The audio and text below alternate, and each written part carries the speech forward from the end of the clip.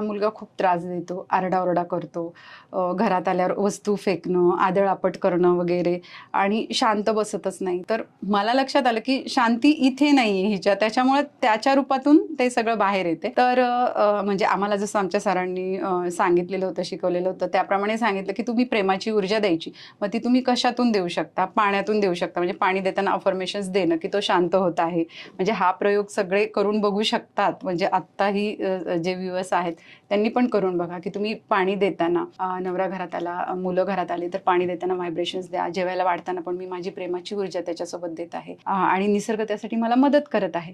हे ज्या वेळेस तिने केलं, अगदी म्हणजे 2 दिवस केलं आणि तिसऱ्या दिवशी तो एकदम शांत.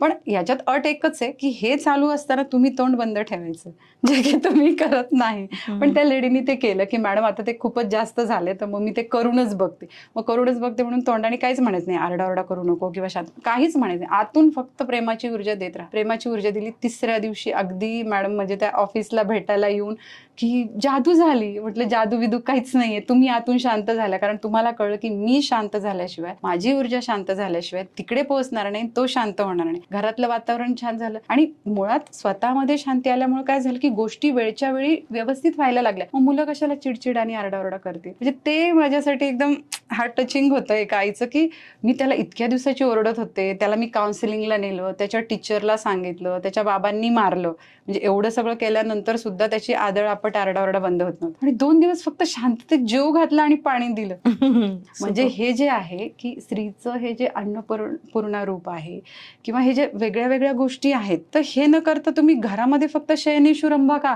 तुम्ही अन्नपूर्णा व्हा. तुम्ही हे सगळे रोल तुमचे व्यवस्थित केले तर तुमच्या घरात शांती, आनंद राहीलच राहील.